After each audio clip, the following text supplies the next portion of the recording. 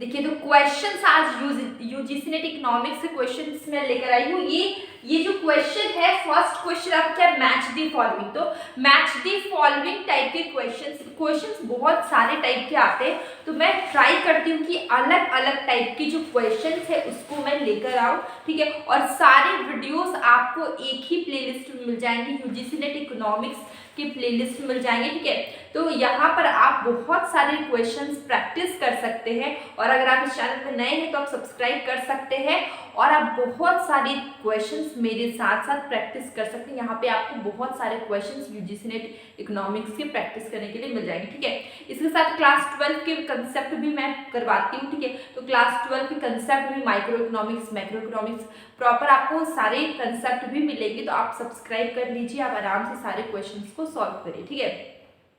तो हमारा first question देख लीजिए, मैच दी फॉलोइंग का है। यहाँ पर देखिए, cross elasticity of demand, meaning of demand, given goods, demand curve for normal goods, ठीक है। मार्शल, रॉबर्ट गिफन, ये देखिए, ये सारे आपको लिस्ट 1 और लिस्ट 2, ठीक है।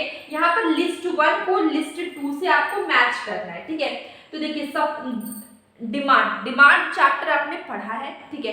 आपको पता है कि डिमांड किसने दिया है, डिमांड किसने दिया है आपको पता होगा, मार्शल ने। कुछ बेसिक चीजें मैं बता रही हूँ। और Giffen goods, sir Robert Giffen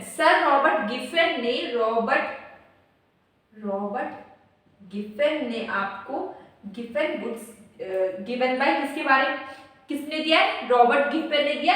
और demand curve for normal goods, ठीक है। जो नॉर्मल गुड्स है उसका डिमांड कर्व कैसा होता है, तो ये अपोजिट डायरेक्शन में होता है, मतलब कि left to right downward sloping होता है। तो ये जो डिमांड कर्व है नॉर्मल गुड्स का, वो कैसा होगा, ये होगा लेफ्ट टू राइट होगा, ये left to right downward sloping, ठीक है। या आप बोल सकते हैं ये अपोजिट डायरेक्शन में जाता है, ठीक है। डिमांड कर्व नॉर्मल गुड्स का कैसा होगा, left to right downward sloping होगा, और ये कहाँ मूव करेगा, अपोजिट डायरेक्शन मूव करेंगे, या फिर आप left to right downward sloping बोल सकते हैं। तो ये सब इंफॉर्मेशन आपको बेसिक, आपने अगर माइक्रो इकोनॉमिक्स में डिमांड चैप्टर पढ़ा है तो आपको पता है कि डिमांड क्या है। डिमांड रॉबर्ट गिफन किसने दिया, सॉरी मार्शल ने दिया है। गिफन गुड्स किसने दिया है, रॉबर्ट गिफन ने।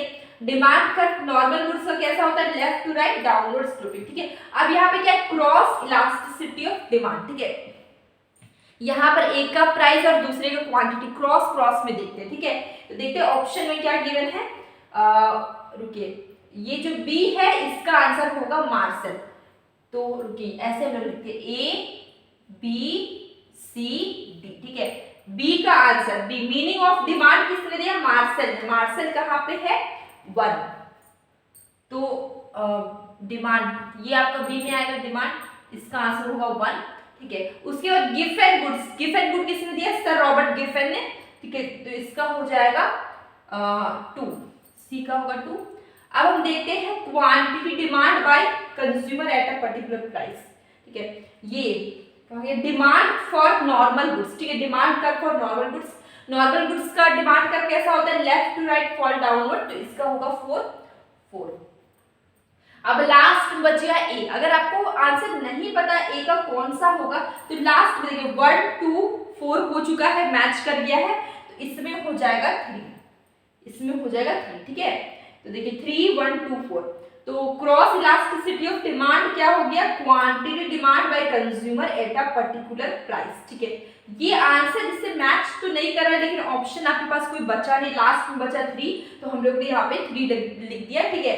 और बाकी 1 2 4 आपका करेक्ट है, तो इसका आंसर क्या हो जाएगा आपका A, answer will be A, answer आपका क्या है, ए। ये क्वेश्चन हो गया। हम लोग नेक्स्ट क्वेश्चन चलते हैं। देखिए नेक्स्ट क्वेश्चन क्या है कि अकॉर्डिंग टू, ये fill the blanks maintaining a laissez faire stance towards trade to the best interest of a country, ठीक है। ये जो लेजी फेयर था, मतलब नो गवर्नमेंट इंटरफेरेंस, ये किसने दिया था, ठीक है। तो आप सभी कोई जानते हैं फादर ऑफ इकोनॉमिक्स, ठीक है। आप इकोनॉमिक्स के स्टूडेंट से आपको पता होना ही चाहिए कि फादर ऑफ इकोनॉमिक्स कौन है, ठीक है, ये कौन थे, एडम स्मिथ थे, जो कि क्लासिकल इकोनॉमिस्ट थे, ठीक है। तो इन्होंने ही लेजी स्फेयर दिया था, ठीक है। नो गवर्नमेंट, मतलब गवर्नमेंट का इंटरफेरेंस नहीं होगा। तो इसका आंसर क्या हो जाएगा, एडम स्मिथ। इसमें ये तीनों रॉन्ग है, इसका आंसर क्या होगा, B, answer will be B, ठीक है, ये हो गया। अब देखिए, who give the theory of supply and demand, ठीक है, मतलब जो theory of supply and demand ये किसने दिया है। यहाँ पर कुछ इकोनॉमिस्ट के नाम लिखे हुए, अल्फ्रेड मार्शल, जेबी से, केन्स, अमर्त्य सेन, ठीक है। तो अगर हम बात करें, अभी इस क्वेश्चन में भी मैंने बताया था कि डिमांड किसने दिया, मार्शल ने। तो theory of demand and supply किसने दिया, मार्शल ने। तो इसका आंसर हो जाएगा 1, मार्शल।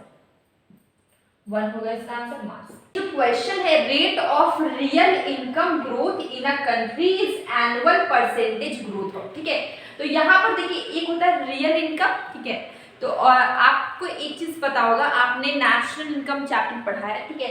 यहाँ पर क्या होता है, देखिए 2 चीजें होती है, एक प्राइस लेते हैं बेस ईयर का, मतलब पुराना प्राइस, ठीक है, बेस ईयर मतलब पुराना प्राइस, और क्वांटिटी भी लेते हैं पुराना, ठीक है। प्राइस पुराना, क्वांटिटी भी पुराना, ठीक है, ये चीज आपको पता है, ठीक है। ये क्या आपका बेस ईयर प्राइस, ये है बेस ईयर क्वांटिटी, ठीक है, ठीक है, बेस ईयर प्राइस और ये है बेस ईयर का क्वांटिटी, ठीक है, ये चीज आपको पता है। लेकिन मान लीजिए प्राइस हम लोग लेंगे पुराना, प्राइस हम लोग बेस ईयर का ले रहे हैं, और क्वांटिटी हमारा नया आ जाएगा, ठीक है, करेंट क्वांटिटी ले लेंगे, तो ये Q1 लिखाएगा, ये करेंट वाला Q1 दिखाता है, पुराना बेस वाला दिखाता है P0, ठीक है। और एक चीज देखते हैं, प्राइस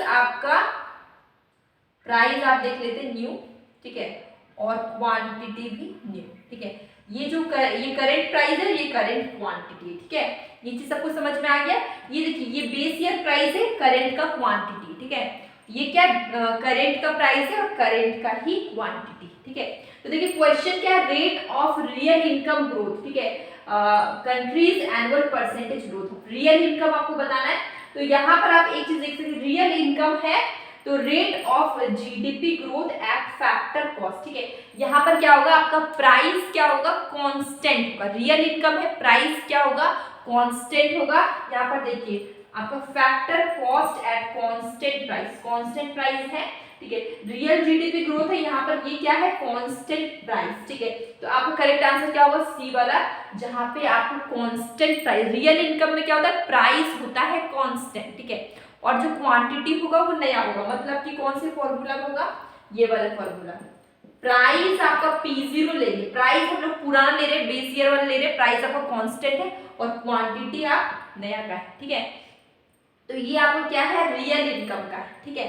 तो इसका आंसर हो जाएगा आपका सी, इसका आंसर होगा आपका सी। यहाँ पे रियल इनकम की बात कर रहे हैं, तो यहाँ पे क्या हो, कांस्टेंट प्राइस होगा, और कांस्टेंट प्राइस हो मतलब फिक्स्ड प्राइस होगा, प्राइस आपका पुराना रहेगा, क्वांटिटी आप कोई भी क्वांटिटी चेंज होगा, लेकिन आपका जो प्राइस है वो पुराना ही रहेगा, ठीक है। देखिए तो हमारा क्वेश्चन क्या है, the original interpretation of balanced growth, ये रिलेट्स, ठीक है। ये जो बैलेंस ग्रोथ है ये किससे, इसमें जो ऑप्शंस है उसमें कौन सा ऑप्शन है जो कि बैलेंस ग्रोथ से रिलेटेड है, ठीक है।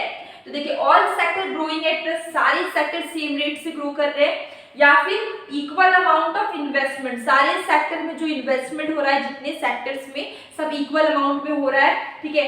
Absence of shortage of excess का शॉर्टेज, ठीक है। और यहाँ पे क्या है, एब्सेंस ऑफ शॉर्टेज है। और लास्ट है large expansion of economic activity, जितने भी एरियाज है वहां पे एक्सपेंशन होना चाहिए, ठीक है। तो देखिए इक्वल ग्रोथ या बैलेंस ग्रोथ कब होगा, जब सारे sector, agriculture sector, investment sector, production sector, agriculture sector, production sector और सर्विस सेक्टर, जो जितने भी सेक्टर है सब में इक्वली अमाउंट से में इन्वेस्टमेंट होगा, तभी सब इक्वली ग्रो करेंगे, ठीक है। किसी में ज्यादा इन्वेस्टमेंट हो गया, किसी में कम हो गया, तो इससे वो इक्वली ग्रो नहीं करेंगे, ठीक है। सब में इक्वल अमाउंट में इन्वेस्टमेंट होना जरूरी है, ठीक है, इक्वल ग्रोथ के लिए। इसका आंसर क्या होगा, equal amount of investment in all sector. सारे सेक्टर में इक्वल अमाउंट में इन्वेस्टमेंट होगा तो सारे सेक्टर क्या होंगे, इक्वली ही ग्रो करेंगे। Answer will be B. इसका आंसर क्या हो गया, बी हो गया। तो इसी के साथ आज का सेशन यहीं पे एंड होता है। और आज मैं मतलब जितने भी क्वेश्चंस कराए, कहीं पर आपको कोई भी डाउट है तो आप प्लीज़ कमेंट बॉक्स में ज़रूर बताइए।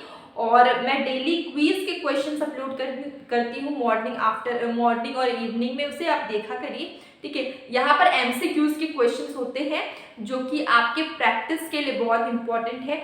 चाहे आप कहीं पर भी पढ़ रहे हैं, 1 मार्क्स के क्वेश्चंस आते ही हैं, तो आप प्रैक्टिस के लिए आप उसे देख सकते हैं। अब हम लोग मिलेंगे कल एक न्यू वीडियो के साथ।